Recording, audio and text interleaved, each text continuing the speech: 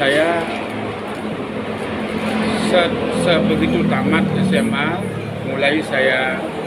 awalnya saya sakit. Di situ saya mengadaskan semacam perjanjian kepada leluhur saya. Saya minta cuman biar saya sembuh, saya kuat hidup. Apapun saya akan lakukan demi orang lain. Maka disitulah setelah saya di Winton, saya benar sembuh. Makanya saya tidak berani berbisnis, kerja, kantoran, bisnis apa, tidak berani saya. Hanya Yayasan Trimuti yang ngasih sembako ya beberapa kali ya. Itu jujur ini, saya jujur sedalam Yayasan Trimuti itu milik saya dulu, saya kasih. Saya itu mengelola peseraman dari tahun 97. Kemudian tepatnya 2006, ya, tanggal 27 November 2006, itu saya mendirikan Yayasan Trimuti yang sekarang dikelola oleh gini. Itu milik saya dulu. Saya kasih ini, saya suruh dia melanjutkan nilai kemanusiaan ini melanjutkan. Makanya saya kasih dia kuasa, saya suruh melanjutkan itu karena dari dulu saya itu yang saya sampaikan tembak tadi, saya pekerjaan saya ini, diri saya ini saya persembahkan untuk negara, baik dari rakyat kecil. Kalau umat, berbicara umat, saya semua umat saya bantu. Saya dari Muslim banyak sekali saya tolong orang-orang. Dari Kristiani banyak sekali. Saya salib, mereka satu betul apa itu salib, apa itu kita melihat. Saya orang dulu, tapi saya ngerti. Saya katakan tadi terucut kan, orang-orang itu akan ditemukan. Muslim saya tapi banyak sekali saya punya murid orang Muslim. Bagaimana saya ngajarin dia sholat subuh, saya kasih tahu dia, saya ajarin sesuai dengan keyakinan. Itu sangat banyak sekali. Kalau bercerita tentang pengabdian saya, waduh, kalau saya rasa, saya pikir 2 hari kurang waktunya. Itu dari sekarang itu dari tingkat bawah orang masyarakat kecil hingga pejabat tinggi saya bekerja sampai gubernur Mangku Pastito itu saya 6 bulan saya ninggalin rumah, ninggalin anak-anak, saya ngurus dia. Bagaimana saya mendoakan dia biar naik jadi gubernur Bali ini tidak bergejolak. Saya di rumahnya tidur mendoakan dia. Jerowaci. Sampai hari ini saya punya barang peninggalan leluhur saya. Karena dia waktu itu katanya mau diambil tanahnya yang dibeli di Bajro itu, saya datang ke situ, saya doain, saya tanam itu barang peninggalan leluhur saya hilang. Tapi sekarang saya tidak temukan itu berapa miliar nilai barang leluhur saya. Tapi tidak ada sepeser pun, sesen pun bagaimana balas budinya kepada saya. Kebanyakan yang bisa balas budi ke saya itu justru masyarakat yang tidak punya apa-apa. Kadang-kadang dia datang kasih beras saya segini. Kalau dari pemerintah tidak pernah, tidak sama sekali, tidak pernah.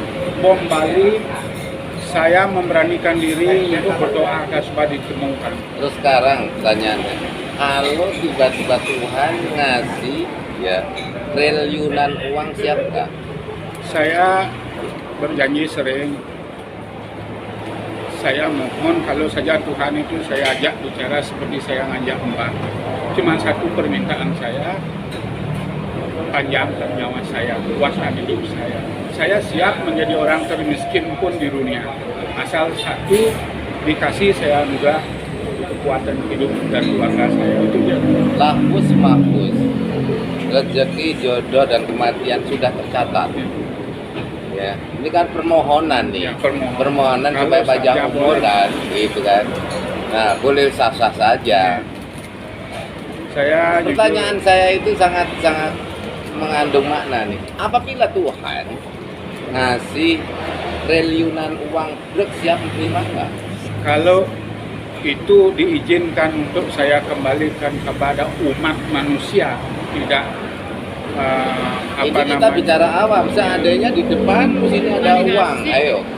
Terima enggak? Itu tadi, kalau uang itu diizinkan untuk saya sebarkan orang-orang yang membutuhkan, Lu saya ini hakmu kok diizinkan. tapi kalau itu untuk saya nikmati keluarga saya dan saya sendiri, saya tidak mau. Seperti yang tadi dibilang, kalau Tuhan ngasih uang nih di kamarmu Di tuh kamar. penuh dengan uang, Saya terus mau, tidak. nah Tidak. di situ letaknya manusia. Jujur saya tidak mau. Tapi Nah. kalau saya dikasihkan uang, kemudian disuruh saya nolongin Bukan orang disuruh, lain, itu terserah, mau nolong terserah. Artinya saya akan mengukur mentalitas seseorang, saya akan mengukur religi atau spiritualnya seseorang. karena saya punya niat. Karena apa? Di sini, ketika manusia itu sudah dikasih kelimpangan harta, pelan-pelan akan lupa siapa ya. Makanya walaupun saya itu ada apapun bentuknya itu ada, tapi aku belajar meniadakan. Ini yang paling berat. Saya tinggal tunjuk datang. Minta mobil 37 datang. Tapi saya nggak mau. Duit 4 miliar di Jogja pun ambillah. Karena beratnya ini tanggung jawaban. Yang di Jakarta ada 15 miliar. Ini benar-benar perjanjian. Yang di Jogja itu 8 miliar. Nanti kalau full berhasil 4 miliar, 4 miliar. Nah sekarang di bawah dia, saya anggap miskin. Dan saya nggak akan polisikan, dan saya nggak akan menagih. Kuat atau enggak kayak gitu. Nah, jadi setiap manusia itu diuji apapun bentuknya, termasuk Ayu ini diuji. Mampu enggak itu? Rezeki atau harta yang dititipkan pada kita, yang sewaktu-waktu kita meninggal juga nggak bawa apa-apa, untuk apa itu nanti? Karena apa?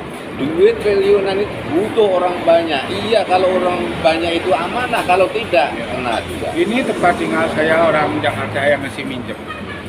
Itu orang dari yang tinggal di Selipi. Bisa aja Tuhan kalau di saya kun fayakun apapun, apalagi duit satu karung atau satu kamar kecil bagi Tuhan. Coba kalau percaya, mintalah yang sungguh-sungguh, pasti tiba-tiba ada.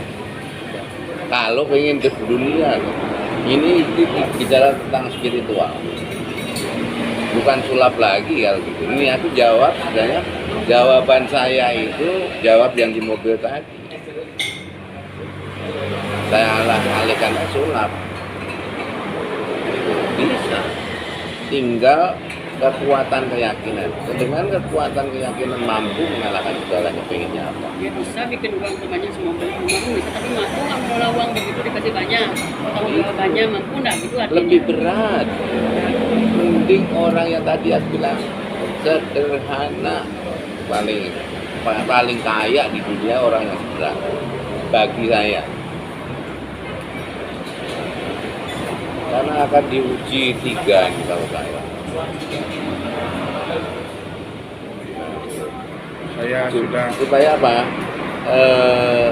Aku hanya memasukkan kata tanamkan ikhlas di hati.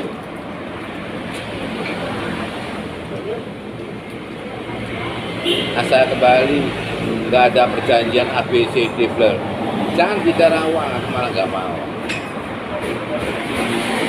Bagaimana hidup kita manfaat dengan orang lain, apalagi menggalang dana orang yang benar-benar kesusahan.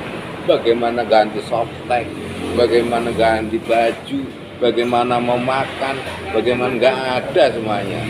Karena saya pernah terjun di gunung berapi, di situ letaknya mentalitasnya nol. Orang-orang kasihan, di situ makanya saya makan cari yang sederhana saja.